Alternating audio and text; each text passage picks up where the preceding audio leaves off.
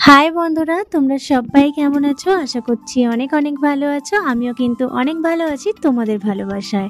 তো দেখো, শীতের সন্ধে বেরিয়ে পড়েছি, আর বেরিয়েই দেখলাম কিছু মানুষ রাস্তার সাইডে এরকম আগুন জ্বেলে আগুন পোয়াচ্ছে। এই ব্যাপারটা কিন্তু আমার বেশ লাগে। আমরাও আগে অনেক করতাম, এখন আর করে হয়ে ওঠা হয় না। তো যাই হোক, আগের ব্লগটা তো তোমাদের সঙ্গে সন্ধে পর্যন্ত শেয়ার করেছিলাম। সন্ধ্যের পর থেকে রাত্রির পর্যন্ত কী কী করলাম, কোথায় গেলাম, সেই ব্লগটা কিন্তু শেয়ার করা হয়নি। তো এই ভিডিওটাতে পুরোটাই আছে, তোমরা কিন্তু পুরো ভিডিওটা দেখতে থাকো, একদমই স্কিপ করো না।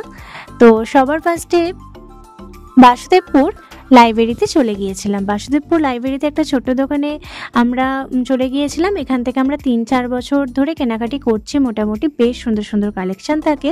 তো সেই দিন খুব একটা ভালো কালেকশান না থাকায় আবার চলে গিয়েছিলাম রাজগঞ্জের একটা দোকানে। তো ফার্স্ট ফ্লোরে গিয়ে কিছু হ্যান্ডলুম শাড়ি দেখছিলাম, ভেবেছিলাম হ্যান্ডলুম শাড়ি নেব, কিন্তু না। সেকেন্ড ফ্লোরে গিয়ে দেখলাম কিছু সিল্কের সুন্দর সুন্দর শাড়ি আছে, তো ওখান থেকে একটা শাড়ি নিয়ে নিলাম। আমার কিন্তু বেশ লেগেছিল এই শাড়িটা।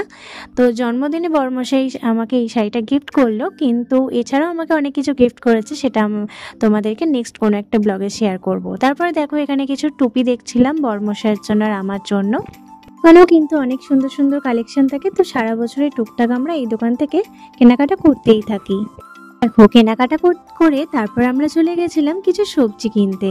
তো সারা সপ্তাহের সবজি মানে বাজার যা কিছু থাকে আমরা রবিবারেই কেনার চেষ্টা করি, কারণ রবিবারেই বড়মশাইয়ের ছুটি থাকে।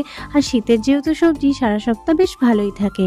আর কিছু আর্জেন্ট দরকার হলে বড়মশাই ডিউটি থেকে ফেরার পথে নিয়ে আসে। তো কিছু গ্রসারি জিনিসও কিনে নিচ্ছিলাম, যেরকম চিড়ে ভাজা, চানাচুর, টুকিটাকি পাঁপড়, এটা সেটা। তো আমার জন্য শাড়িতে হলো ম্যাচিং করে তো একটা পাঞ্জাবিও কিনতে হবে, তাই জন্য একটা পাঞ্জাবির দোকানে চলে গিয়েছিলাম। এখানে অনেক সুন্দর সুন্দর কালেকশন ছিল, তো ম্যাচিং করে একটা পাঞ্জাবিও কিনেছিলাম। সমস্ত কিছু ঘরে রেখে তারপরে চলে এসেছিলাম আবার রেস্টুরেন্টে, কারণ ভীষণ রাত হয়ে গিয়েছিল, সাথে কিন্তু ভীষণ পরিমাণে খিদেও পেয়ে গিয়েছিল। তো যাই হোক, দেখো আমরা কিন্তু অর্ডার দিয়ে দিয়েছি, আমাদের খাবার দাবার চলে এসেছে। তো বিরিয়ানি, চিকেন চাপ, স্যালাড সমস্ত কিছু এসে গেছে, ভীষণভাবে খিদেও পেয়েছে। তো এখানে আমরা প্রায় বিরিয়ানি খেতে থাকি, বিরিয়ানিটা কিন্তু মারাত্মক করে। সেদিন আমার চিকেন চাপটা খুব একটা ভালো লাগেনি, কেন জানি না, মোটামুটি লেগেছিল।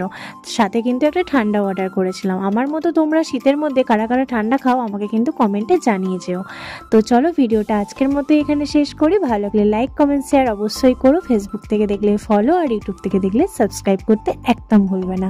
নেক্সট ভিডিওতে খুব তাড়াতাড়ি দেখা হচ্ছে, ততক্ষণ তোমরা সুস্থ থেকো, ভালো থেকো। আজকের মতো আসি, টাটা।